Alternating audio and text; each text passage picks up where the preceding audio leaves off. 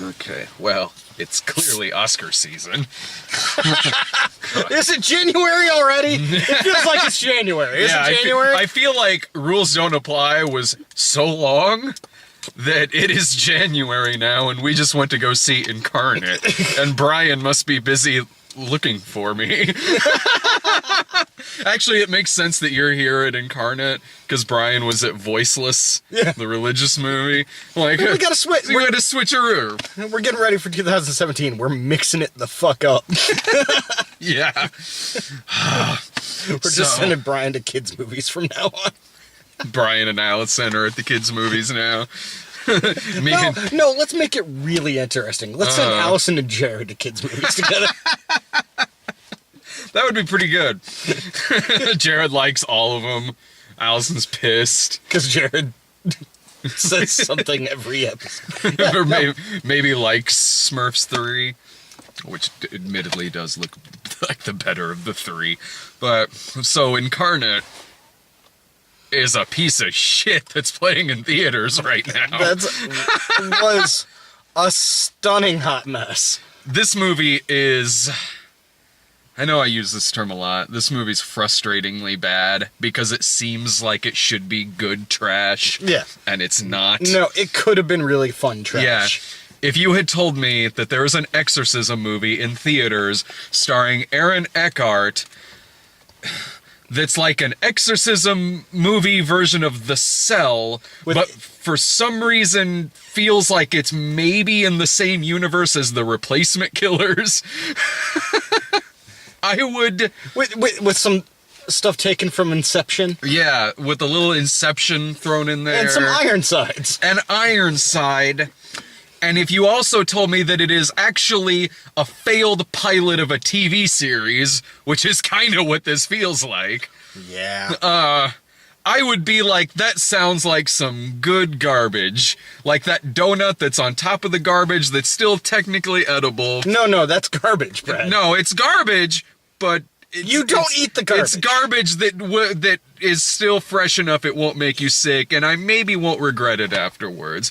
But no... You're still eating garbage, though, man. This is a bad analogy. Don't eat garbage. I love you. Don't do that. Oh, come on. How many McRibs have we both had so far this winter? But none out of the garbage! They kind of start out from the garbage, Dave. No, they don't. Don't get me wrong, it's delicious. It's quite delicious. But there is a difference between eating a donut that's on top of the garbage than one that's all the way at the bottom that's soaked in fucking drunk urine. Why do you pee in your garbage can? Because I was probably drunk. Listen, regardless, it's still eating out of the garbage. Don't do that. No, yeah. And don't pay money to go see this movie. No, please do. I want them to make a sequel. They're not making a sequel to this. To this piece of shit? No. No, the director's too busy making Journey 3 From the Earth to the Moon. The lost chapter of the From the Earth to the Moon miniseries. Thank God. So Aaron, this movie... Again, it feels like I should be having fun with this. This is a movie that starts out with Aaron Eckhart in a nightclub, again, like it's the fucking Replacement Killers and Blade, where he's inside the mind of a possessed guy's head, because that's what Aaron Eckhart does. He can go into the minds of possessed people and pull them out, again, like Inception meets The Cell. And he's called in on another case. He's in reality, he's in a wheelchair by the Vatican. Yeah, by the Vatican. Because he's called in on a case of a possessed child, of fucking course. And he's got to go into the mind of the child to bring the possess. Man, I wanted to enjoy this in a shitty kind of way, and I never did. No, because as soon as that nightclub scene is over. It started with the little kid getting possessed. Oh, when he literally says, "Let the games begin." And that is not even the worst line in this movie. No. Because the worst line is kind of amazing. The worst line was when it went from being like, this is awful, to like, this is awful. This is mesmerizingly awful. When Aaron Eckhart, which I have always loved Aaron Eckhart, and, same here. and by God, do I have even more respect for him after this, because he plays this part as if it's not trash, as if like he's back in another Christopher Nolan movie, as if he's in a Neil LaBute film. Yeah. He does not sleepwalk through this. He is playing this like, I'm a great actor and I'm hired to do a job and I'm doing my job. But see, the thing is, I think he was kind of sleepwalking through it, but he's such a good actor that it didn't... That you can't tell. And he's so obviously the best part of this horrible movie. Yeah. That it's just kind of like, well, shit, he could just be making fart noises and he'd still be the best part of this horrible fucking movie. Yeah. Him in this movie is like Kevin Bacon in The Darkness. It's sort of like... What is happening here with this? Suddenly there's a level of acting gravitas brought to this shit. They're like the Kevin Bacon horror movies from the late 90s, early 2000s. Like, well, those were still good. Like, Stir of Echoes was fucking good. What's the one, Paint It Black? No, that used Paint It Black. Yeah, it was something. No, it was that. It was Stir of Echoes. That used Paint It Black. Okay, yeah. That was a good movie, though. Now, Stir of Echoes 2, on the other hand, with Rob Lowe... That's more along the lines of some shit like this. Like The Cell 2, that direct-to-video sequel. Fuck. And with a straight face. Like, I gotta hand it to Aaron Eckhart. He never cracks in this movie. He never shows a smirk. He never shows that he's in on how shitty this is. He goes from beginning to end. He had to know. Yeah, he had to have. And from beginning to end, he does it with a straight face, and he says the line, "When I was 26, I figured out I could go into the minds of possessed people." Okay. And this is 3/4 of the way into the movie. And there is nothing added after that. Nope. That is their explanation, which opens up so many more questions. No, it's... This whole movie is one of those movies that, like, it tried so hard to explain everything of what's happening. And it's one of those movies where it's like, listen, man, this is a cheesy horror movie. Mm-hmm. Let us just go for the ride. We don't need a whole lot of explanation. Like, it's more effective. Mm-hmm. Like, you could have the dumbest fucking concept. Totally. And if you execute it well, we don't need the explanation. Mm-hmm. It follows. Yeah. The dumbest fucking concept. But they made it scary. One of the most effective scary movies in the past 15, 20 years. Damn good fucking movie. No, totally. But it is one of those movies when you read the description and really think about it, you're like, this is fucking dumb. Yeah. This is something to where if you had, like, maybe the visuality or, like, the art design or something of, like, The Cell. Yeah. The movie could have been effective. I mean, it could have been intense and scary. But on the flip side of that, as like a late-night B movie or something, it still could have been fun if this was like a Christopher Lambert film. Yeah. Like, it could have been like a total blast. They just... like, it's frustrating in the sense that almost all of the elements are there. Like, even the concept, as dumb as it is, it's like, you can make this work. Yeah, you can make this work. Mm-hmm. But the guy who wrote it was just like, I gotta make it. Everyone's stupid. Let's explain it. And it's just like, let's add some more backstory to it. It's like, no, dude, we get it. Uh-huh. His wife and kid are dead. Yeah. Let's move on. Yeah. His wife and kid are dead. You can kind of tell what movies the writer of this had watched recently when he wrote it, because Aaron Eckhart's sidekick is Joaquin Phoenix from 8mm, and not to mention the fact that the climax of this movie involves the demon coming out of the kid and possessing Aaron Eckhart, who then opens the window and jumps out of it. That's really familiar. I could have swore I seen that before. Didn't that happen in Repossessed? Yeah. Fucking Christ. Yeah, no, it's just kind of like... There's so much to... The fact that, first of all, the fact that fall out of a pretty fucking high spot, he's still kind of alive after that. Meanwhile, the kid's dad dies within seconds of just falling from the ceiling with a broken arm. Stupid. Really dumb. Really dumb. And it's just kind of like, man, you had a pretty decent cast. More or Like, less. I mean, yeah. Eckhart was great. The others lady were from fine. Game of Thrones. Oh, yeah. That was the mom. She was fine. Yeah, no, she was fine. Like, The kid acting was a little bad. well, it's in the this. kid from fucking Gotham. He's terrible. Oh, okay. I don't It's know. young Bruce Wayne from Gotham. Oh, He's fucking awful. I haven't seen. But Gotham. it's just like the way they treated this demon too. They're like, how does the demon jump from person to person? Oh, it's through physical contact. No, it's because the writer had just watched Fallen. Yeah. Fuck. Yeah, it's through physical contact. Okay, I'm just going to go in a room alone with it. And I'm going to take a bunch of drugs so I fall asleep. Mm-hmm. But there's this demon right here that could jump into my body just by poking me. Mm-hmm. This makes a whole lot of sense. Let's not chain it up or fucking nothing. Yeah, I was thinking It's the just same sitting fucking there in thing. the middle of the fucking floor. Everyone's stupid. The fucking dad goes in there to talk to the kid, and they explicitly tell him, no matter what that fucking demon says, you don't fucking touch him. What does he do? He gets his fucking arm broken and dies from falling 5 feet. Oh, the other... it's just... The movie contradicted itself so many times. It took time in the beginning of the movie to have a note that I actually kind of liked, where they're like, they're not demons. Like, it's not denominational. They're horrible creatures, but every religion has a thing for them. Like, it's not just you, Catholic lady. Yeah. And then he defeats it by shoving a cross in its mouth. Yeah, which is one thing I will say about when I saw the poster of the movie where the crucifix is going inside the screaming mouth, in my head I was like, that's eye-catching, but I'm sure it's one of those posters where nothing like that actually happens in the movie. No, it actually does. Doesn't make any goddamn fucking sense. That actually happens in the movie. Why did this movie have the credits from Stranger Things?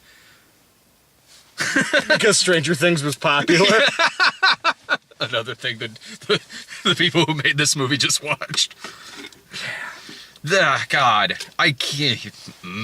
Whole lot of fade cuts. It was a weird mess of a movie. It was such a mess. It was a goddamn mess. I don't know what in the fuck this movie is doing in theaters at all, let alone December. Like, I hate to say it because I'm not furious at it as I have been at a lot of terrible movies the past couple of years, but this is, I really gotta say, on the bottom 10 movies of the year list for me, I think. I might have to think about that, but but just from a storytelling perspective, this was one of the worst I've seen in a really long time. I was miserable in this fucking movie. I was just so enraptured by the train wreckiness of it. It's like, why don't we make movies in Hollywood? Yeah. Like, our movies aren't great, but they're better than this shit. The fucking Lord, yeah. Like, I was mesmerized by the fact that, again, it felt like I was watching something that is burned off on TV in the summer because it was a failed pilot. Yeah. And even a lot of those are better than it. I watched that 78 Doctor Strange movie like a couple of weeks ago. Far fucking better than this goddamn It was movie. like a failed pilot for, like, the CW. And they're like, okay, well, let's add another hour of footage to it and see if we can't make it a movie. Yeah. Yeah. That is totally what this movie was. And even the part when he's inside Not even the CW, I'm sorry, the WB. the WB UPN. Yes. When he's in their head, there's nothing original about it. It's not like it's nothing. Like It's it's simple and it contradicts itself. Because, yeah, in the first one, in the nightclub scene, everyone in the nightclub turns out to be a demon of some kind. And then the next time he goes into the little kid's head, he's running through a fucking crowded ass carnival. Yeah. And they're all just like, "Hey man, you alright? You alright?" It's like through a carnival, through the park, through a carnival. Again, there's certain things that they really could have elaborated on in this, or like extended. Like, there's a part where, like, the little escape room he gets to every time, it's always the same room, just a different color. They always have to go through a window, and plus, there's a part where he thinks his wife and kid are still alive, but then it turns out he's possessed and this isn't actually real. And they really, if this movie was smart in any way, shape, or form, they really could have really made it like kind of a conflict in his head. Like, do I stay? because I have my wife and kid back. And they could have ended it on that decision. Yeah, that would have been interesting. That would have been something interesting in this. And no, they don't do anything with that. And the thing, like the ending too, where he jumps out the window, it's not shocking, because in the first 20 minutes he goes and talks to random other exorcist who's like, here, take this.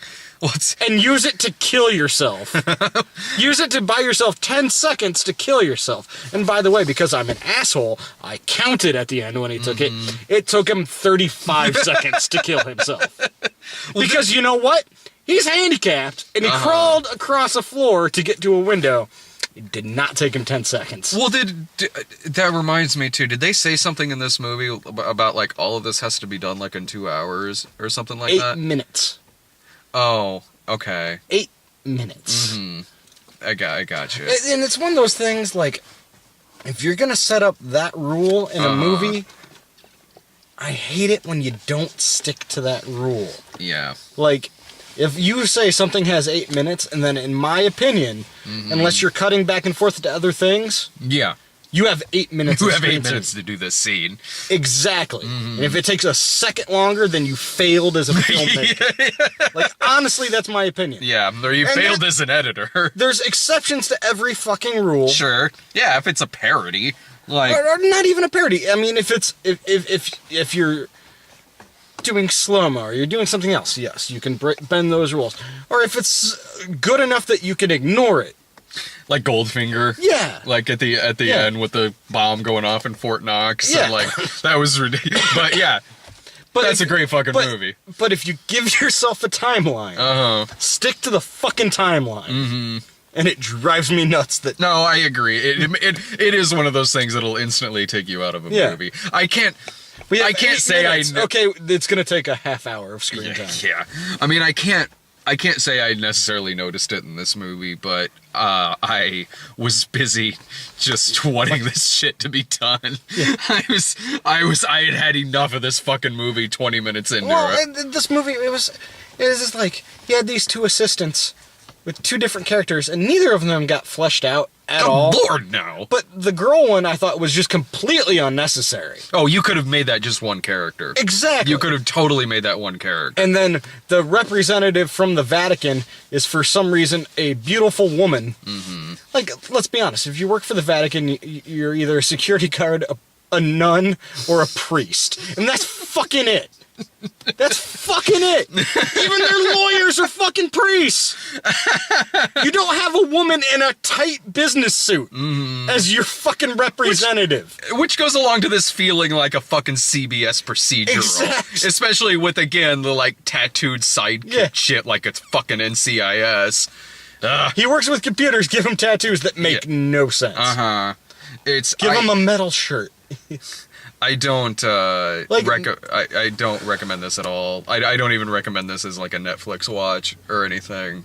This was really bad. If you want something like dumb, silly, and stupid, just throw on a Netflix and things like that. There are better. There are way better options than this. Yeah, no, there's plenty of dumb, stupid things to kill an hour and a half or just have on in the background. This isn't worth it. No, like, don't give bad shit like this isn't bad in the way like, yeah, watch it. I want this guy to make more movies. Like, this is bad in the sense that we need to stop this man and end his career because. Should not be making movies. Or not this. Yeah. And I feel bad because obviously there was some talented people that probably worked on this. Like, you know, like whoever did the camera work did a fine job.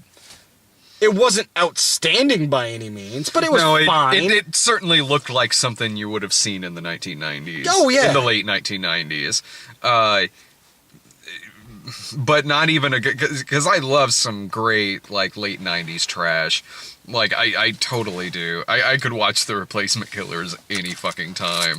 This even if this came out 20 years ago, it would still be a piece of shit. And not a fun piece of shit. Like this would be crap. Any other final thoughts on this? Fuck this movie. Fuck it. I could be at home holding my child. Instead, I'm at the shit with you. It Incarnate. Well, at least it was only 90 minutes. It was a short film. It didn't feel like it. It kind of did to me because it felt much shorter than Rules Don't Apply did, which Rules Don't Apply far fucking better movie than this. I almost want to bump my recommendation of Rules Don't Apply up to just like a matinee. Because I'm like, more movies like that should be in theaters regardless of all the fucking problems it had. Not this shit. I don't even know what next week is. Assassin's Creed, maybe? I don't Yeah, I fucking think so. know. But anyway, whatever it is, we'll see it. See it. Bye.